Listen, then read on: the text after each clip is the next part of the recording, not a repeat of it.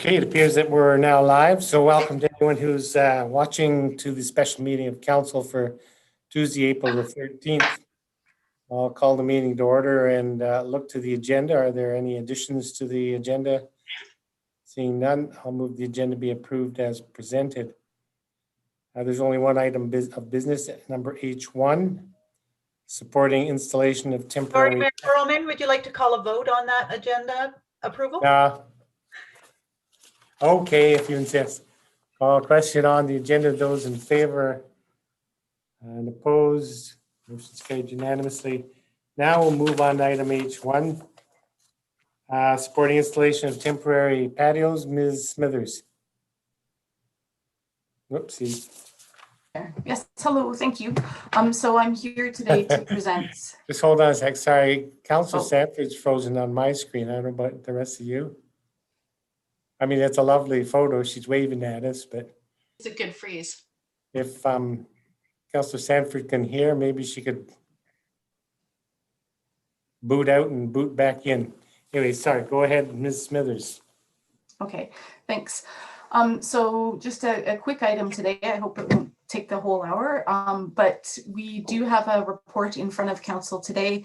As outlined in the report, it's responding to the recent direction just last week from the province to return to the first step of the path forward coming out of the pandemic. A consequence of returning to step one has been that indoor dining is no longer allowed. As a result of that, the town has seen an increase in interest in temporary patios, both additional patios or even new patios for food establishments that may not have had a patio in the past. So just last week, we put together this report and had a few meetings with staff to figure out what the town can do to help out those restaurant owners that are in quite a bind right now. So I'm going to walk you through a quick presentation, and my apologies, I put it together this morning because we just wrote the report Friday and yesterday. So bear with me for one moment and I will share my screen. There's Councillor Sanford back again. And I'm back. My video connection said it was unstable. You froze in mid-wave. Oh, okay. I was voting forever. Sorry, Ms. Smithers, go ahead. Okay, that's okay. I just wanted to make sure it was all good. Okay, so I'm sharing this now. I think you can see it. Yes. Yeah, okay, so what we are recommending is that council exempt temporary outdoor patios and tents from eating and drinking, or for eating and drinking establishments from requiring a development permit under section 1.8.0.1 of the land use bylaw. And that would be a time-bound exemption from today until October 15th of this year. Section 1.8.0.1 is that section of the land use bylaw that speaks to the requirement of uses to get development permits. So we would simply be saying that temporary outdoor patios and tents for eating and drinking establishments would not require a development permit for that time-bound period. Secondly, we are requesting that council direct administration adapt and rename the COVID Vibrant Spaces Grant, the stream 2 of that grant, to the COVID Safe Spaces Grant, and include a town-wide application for that grant rather than town center focused. And then lastly, we are recommending that council allocate an additional $10,000 to the COVID Safe Spaces Grant to be included from the previously approved COVID contingency. And the reason for the increase in that grant amount is just the increase of the scope and reach of the program itself. So speaking to the development permit requirements, there is a requirement for restaurants who are looking for a liquor license to have a letter of authorization from the town to submit as part of their request for a liquor license. So in lieu of a permit, the town will provide a letter of authorization for an outdoor patio. What we're saying we need to see for that is stipulated here on the kind of slide or document in front of you. Basic name and contact information. We need to know that they have a valid business license. We need to know where the patio is going to be going. And if it's in a parking lot, the number of stalls it's going to occupy, as well as the placement of the patio and access points, just for the town's information. And I will stipulate too, it does say in the report, this is for patios on private property. The reason for that is, for the most part, businesses looking to put patios on town land, it would likely be in the right of way for the sidewalk, because this is about safety and we still are concerned with appropriate space for physical distancing. We would not be supportive of taking up sidewalk space for a patio, because we want to continue to have safe space for people to distance from each other. So this would be most likely scenario in parking lots, which, as I've said in the report, administration is okay with, because the actual occupancy allowed in retail businesses and restaurants right now is far below the parking that was required, the occupancy that was based on the parking requirements associated with those uses. So this would be, in some cases too, there might be frontage that is still private that businesses could operate within, but we would not be looking at patios on town land. So these would be the requirements. So this is pretty simple to pull together. And then we would need a letter of consent and concurrence with the location of the proposed patio and the space that it's going to take up from the owner of the property. So we just want to make sure that it works for the business, but it also works for the owner of the property where the patio is going to be located. So if they get that, then the town would issue a letter of authorization. And I just want to be clear that this exemption expedites patios that consist of seats and tables within a cordoned off area. So very basic patio. The reason for that is a building permit is still required for tents that are being used for commercial purposes, because building permits are governed under the building code, which is provincial, and the municipality acts as an agent of the province. We don't have the ability to exempt building permits. As well, we understand from AHS that tents with 3 walls are actually considered an indoor space. So that might actually contravene the directive from the province. And as well, food preparation or an actual standing kind of physical bar setup, that would trigger AHS health inspections and that type of thing as well. So we want to be super clear that the development permit exemption really just relates to cordoning off a patio area and having seats and tables within it. So expanding that dining space, but nothing else. Having said that though, businesses still would have the ability to apply for a building permit if they wanted to put up a tent or have like a standing bar in the patio. But until they got that permit, the proper permits for that, they would simply just have the cordoned off area with the seats and tables. That's what the town has the ability to exempt them from, and that's what we're doing. And then lastly, on the grant side, we're recommending that COVID Safe Spaces grant be expanded to include businesses outside of the town center. And this grant, the Stream 2, assists the hospitality industry with the cost of creating new or additional patio spaces. So this is really intended to provide a more equitable distribution of town support throughout all of the town and not just focus on the town center.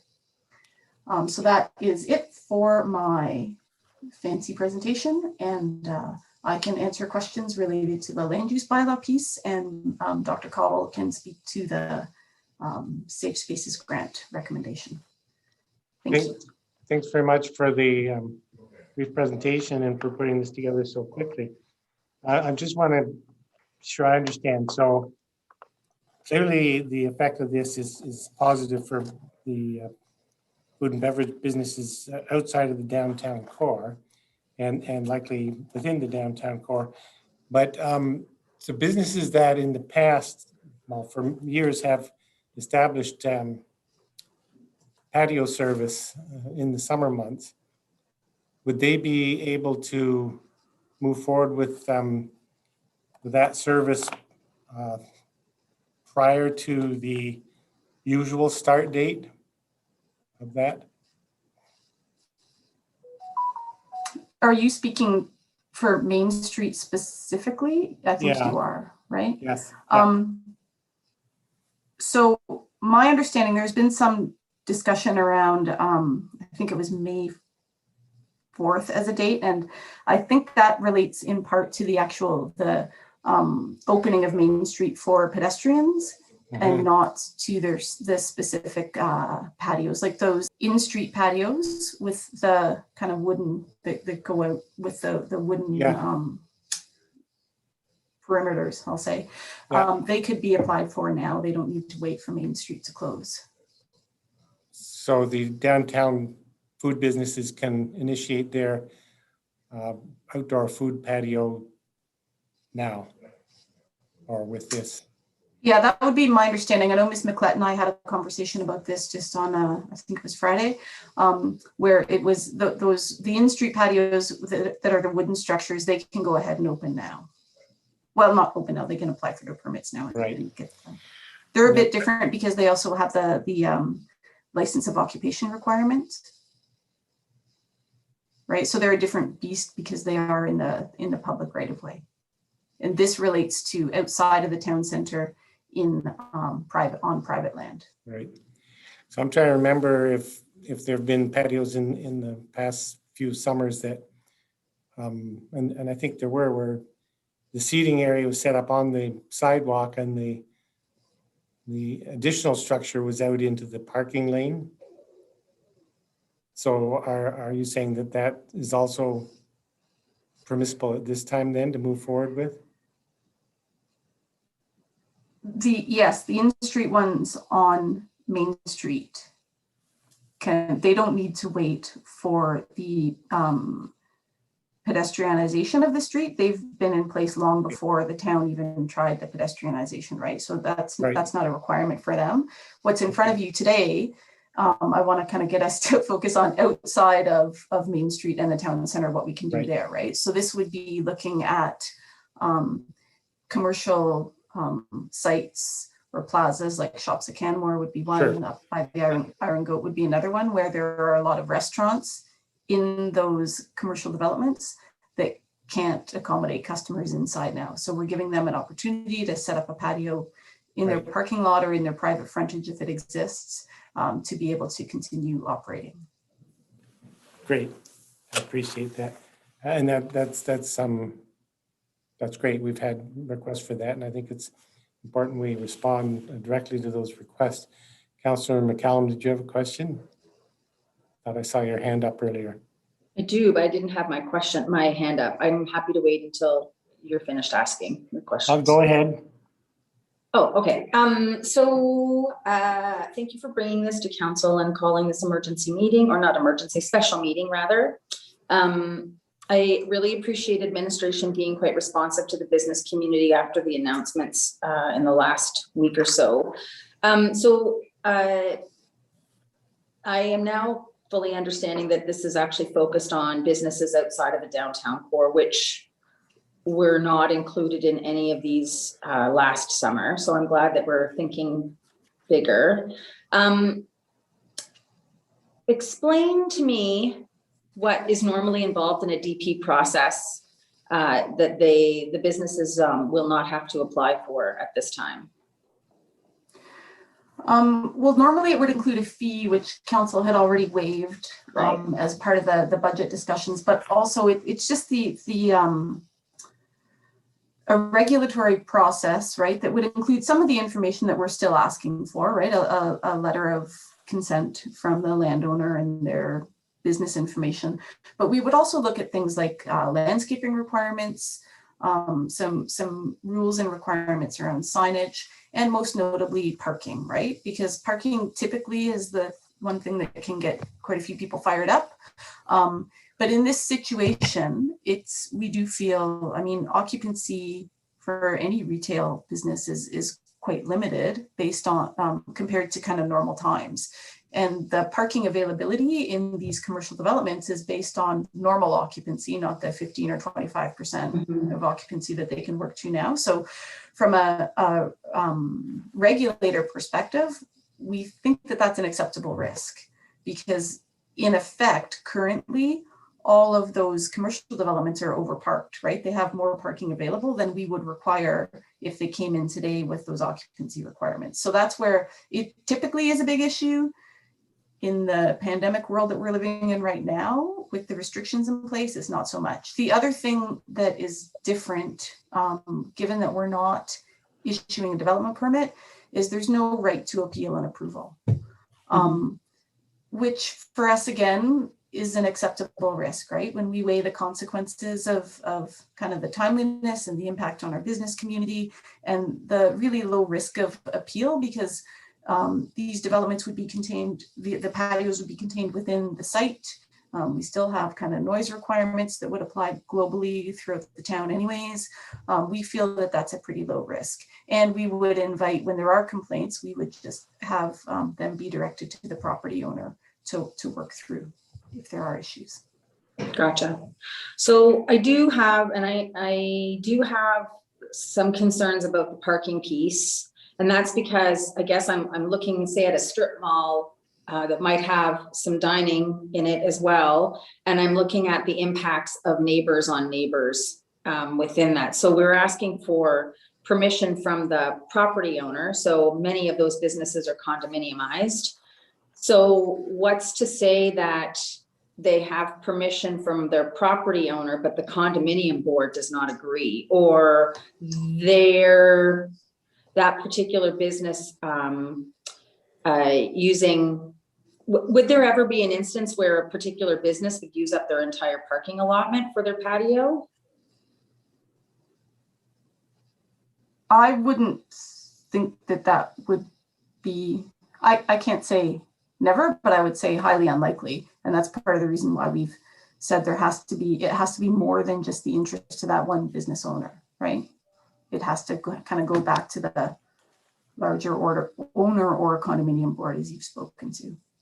But yeah, so is it the owner of the property, or is it the owner of, or is it the owners? Because a building can have more than one owner in terms of how the condominium board or the condominium corp permits it. I guess what I'm concerned about, and I'm hoping you can address my concerns, is some of these smaller restaurants might only have 1 or 2 parking stalls already in front of their businesses. I can think of a couple on Bow Valley Trail right now that come to mind. And so if there's no parking available in front of their business, then people are going to park in front of other people's businesses, which I know that the parking spots in those strip malls are generally quite fluid, but if you have a majority of eating establishments and they're all using the parking in front of the building for their patios, there is in effect going to be a push down effect to other business owners, either on that property or adjacent to that property with their parking. I don't want to be a parking lord. I want to support business over car storage, quite frankly. But I also know that part of this opening these businesses up to the outside is to accommodate tourists. And so tourists aren't necessarily going to be as aware or considerate necessarily of other neighbors when they are looking for something to eat. And so I'm wondering how we might mitigate this. And I'm also wondering if there's an opportunity to adjust the plans that people have, perhaps the businesses have made for their patios, if it's not working out, or if there's an inability for good neighborliness to happen amongst businesses or amongst buildings with businesses. Okay, so there's a fair amount there. For one thing, I would say a smaller business that only has 1 or 2 stalls in regular times when they can operate at full capacity is probably using more than 1 or 2 stalls anyway. I think your condo point is a good one, and we can certainly amend the requirements that we have to say it needs to be a letter from the property owner, or if it's a condo, the condo board. Yeah. So that's, I mean, we are still, I hate this analogy, but we are kind of changing the engine while we're flying the plane. I get it. And I totally get it. On a day and a half. So yeah, so I think these yeah, questions, no, and is the fair first thing. points. Okay, one at a time here. One at a time. Okay, sorry. Ms. Smithers. Sorry, Ms. Smithers. So yeah, that is something we can absolutely look at editing the requirements to say that it has to be the property owner or the condo board, if that's the case.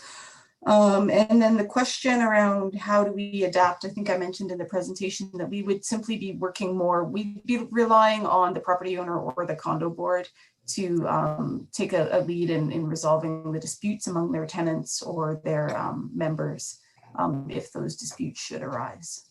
But again, I come back to the risk proposition that we're facing as a town, right? Like we want to support these local businesses.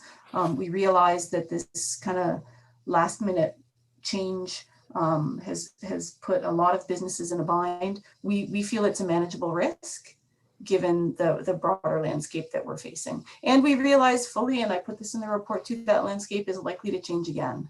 So we want to make sure that we have the flexibility and nimbleness to respond to scenarios we don't even know about yet. And this seems like a reasonable compromise with manageable risk. Yeah, my thoughts on that are that typically the owner of a commercial property that's part of a condominium, larger condominium property, before giving a letter of consent would confer with the condo board. I think that's fairly common in my past experience working in spaces that are within a larger commercial condominium.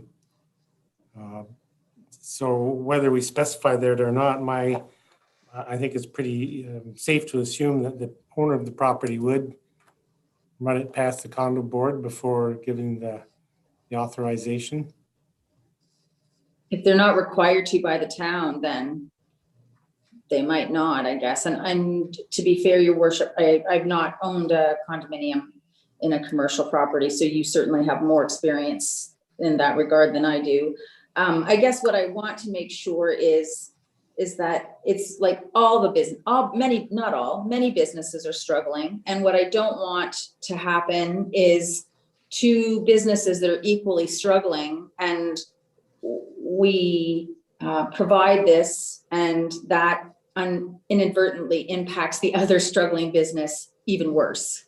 And I know that that's a risk in all of this. And that's why I want to make sure that we have the ability to pivot and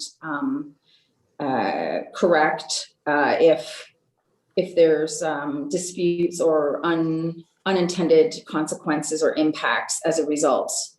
And that we have the language in the motion or within the requirements to be able to do that. That's all I want to confirm. But I'll let my colleagues ask questions. Thank you very much, Ms. Smithers. Yeah, and I just wanted to add to that. I think it's a fair upgrade. It wouldn't be part of the motion, but we could certainly put it in the requirements, and I can talk with Ms. McLeod about changing up the requirements to ensure that the condo board, in those cases where there is a condo board, that we have some indication of support from them as well. Yeah, I think that's a reasonable suggestion. Thanks, Councillor McCallum. Councillor Mayer, you had a question? I just was going to ask clarification from Ms. Smithers, if I could. You mentioned that Main Street patios that have their paperwork in place can go ahead right away. Does that include the streets going the opposite direction on the side streets? Once they have their paperwork, they can go ahead and put up their patios? I'm thinking specifically of like Bella Cresta area. Sorry, I started answering the question before it's over. Sorry about that. Sorry. I was referring to those in-street patios. Yes. They're not all on Main Street themselves. Itself. Some of them do go on those bisecting streets, as I recall. So yeah, so they're allowed to go ahead once they have their paperwork. Mm-hmm. That's my understanding. Correct. Okay. Thank you. Councillor Comfort, you had a question? Can you hear me? Yep. Hey, you can hear me. Yeah. Yeah. So my question was about, it was an issue last year, and I'm bringing it up now because before it becomes an issue, that they maintain or replace handicap spaces that are taken off, whether it's a side street. Now it's a side street or another location in the town, and what kind of accommodation will be made for that? I've had a couple of questions about this. Yeah, no, you know what? That is a fair point, and I apologize for not including that in the report. I will certainly talk with Ms. McLeod about I think we would probably offer guidance that simply says that they cannot occupy handicap spaces. Those Yeah. spaces are located where they are for a reason, right? Ease of access to the building, and I don't think we would want to compromise that. So we can certainly stipulate that. Thank Yeah, you. that sounds like a reasonable solution as well. Yeah, Are and there I other- apologize, that was my miss. It's okay, you put this together in a heartbeat. Are there other questions then for Ms. Smithers? Councillor McCallum? So I just want to confirm, is this just for food and beverage businesses, or is this for any business right now? It says for Food and eating and beverage. drinking establishments. Okay, thank you. That's what I thought. I just wanted to confirm. Thank you.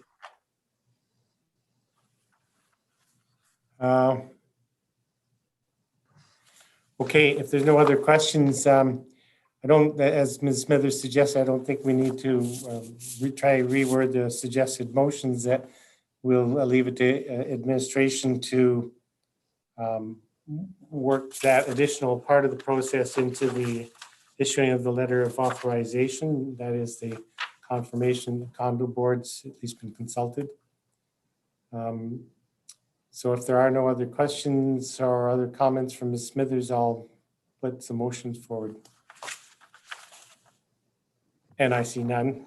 So at this time I'll move that council exempt temporary outdoor patios and tents for eating and drinking establishments from requiring a development permit under section 1.8.0.1 of the land use bylaw from April the 13th, 2021 to October the 15th, 2021. Is there discussion on that motion? Councillor McCallum? Thank you, Mayor Barman, and thank you, administration, again for turning this around so quickly in response to the community need. Yeah, we are a tourist town, but we also, all towns have restaurants, and right now, all restaurants in Alberta are struggling.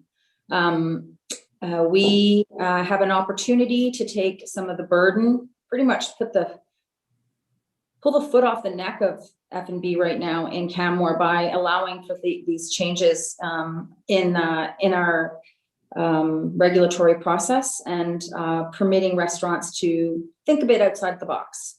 So I appreciate again, admin, for bringing this forward. I think that these changes have the ability to allow restaurants to hopefully open a bit safely. This is not the solution. The solution is beating the virus. That is the solution. But right now, this is what's being put in front of us. And I have great faith that this is hopefully going to work. Thank you so much. Councillor Comfort? I echo what Councillor McCallum said in terms of thanking admin for being so speedy on the turnaround here. And also that the only thing I'm certain of now, well, and for a long time, the only thing that's certain is change, and this is going to change. And I think that administration has left it open so that they can pivot if they need to and as they need to. And I'm really glad of that. So thank you very much. Yeah, and I will support the motion as well. I, for similar reasons as other councillors have stated, and being connected with small business. I mean, through my daughter operating her pottery studio, I know how tenuous business has been for a year, and coming into another year that's going to be seriously affected by COVID regulations it's daunting, and I know there's many businesses that are uncertain about their future viability. So the town doing everything we can to ease that situation for the small businesses is that's what council should be doing.